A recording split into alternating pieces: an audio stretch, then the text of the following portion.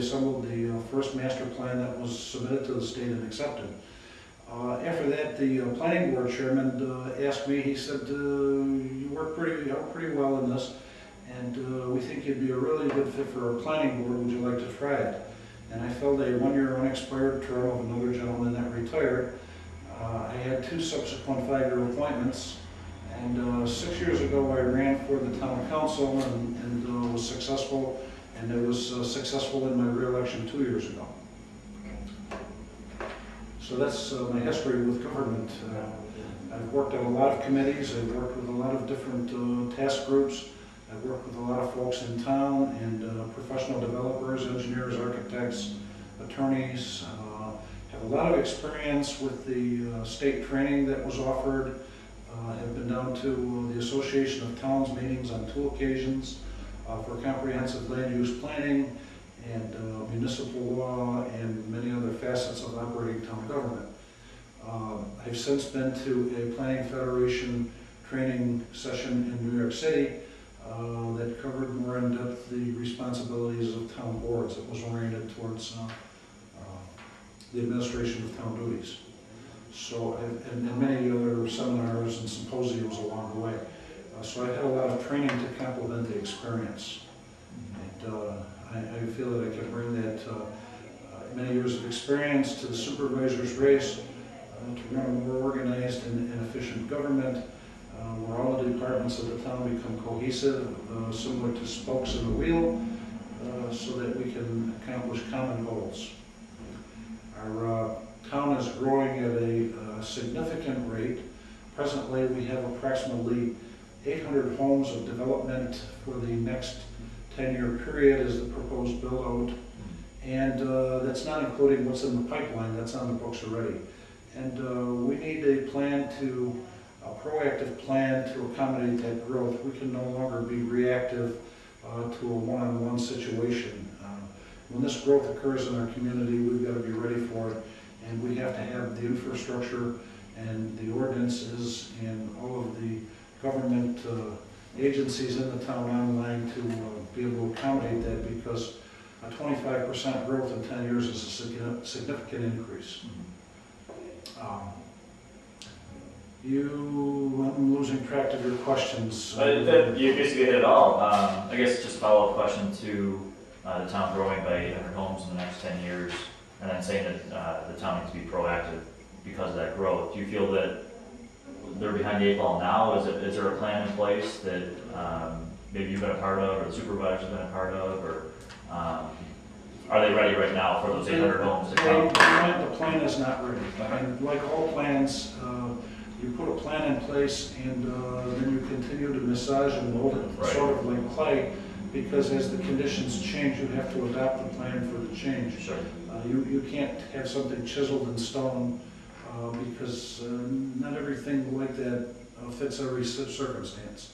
And you have to learn the flexibility. You actually have to go with the spirit of it as opposed to the letter of it, so that the overall goals are met.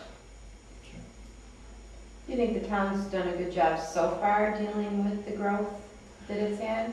The town is doing a good job, but we can always do better. There's always room for improvement, and we want to strive for excellence. Pendleton is a very desirable community. There have been many local and national publications that have recognized Pendleton for its desirability, and that's one of the things that's causing some of the stimulation of growth in our community. We applaud those recognitions, but we temper that with trying to maintain a quality of life in a rural atmosphere that is conducive to stable and good family values and good living.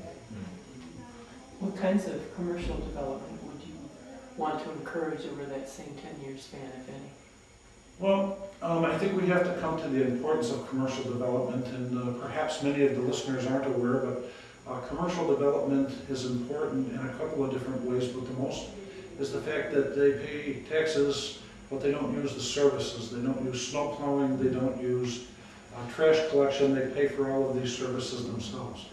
And the way that benefits the community is that that becomes an offset for the residential taxpayers. We've kind of determined that residential growth costs us about $1.10 in services for every dollar we collect in the taxes. So we need something for that offset to stabilize the taxes and keep them from going ever higher. Now, to the question, what types of growth do we want to see? We would like to see a large, what we call a clean business. And those types of businesses, for instance, might be like the HSBC bank office building. And that type of business doesn't put a burden on the infrastructure. They basically, when they develop it, provide all of their own needs.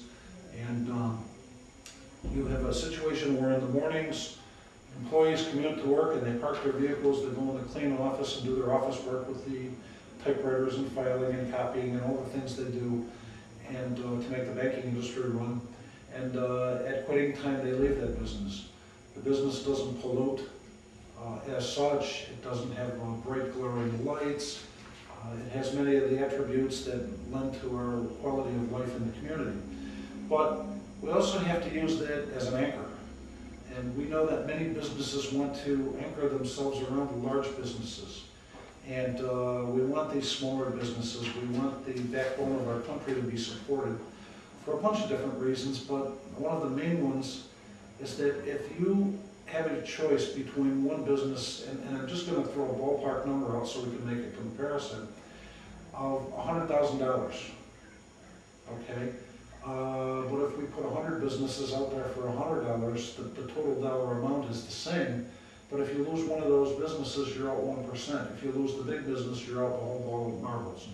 So to stabilize things and to be a little bit on the conservative side, we're looking for those small businesses where the people come to our community, they spend their money either on retail or luxury or on service items, and then they leave the community.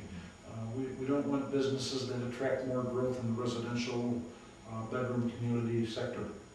That seems to do fine all by itself. Any talk of like an industrial park area or anything like that, or that's not something that the town would be? There's always the possibility of an industrial park. However, the town doesn't have a plan in place for that at this time. One of the issues that we have in the town is the lack of shovel-ready properties for businesses to associate it. By shovel-ready properties, I mean that the infrastructure exists, for instance, gas, sewer, fiber optic communications for their data sources.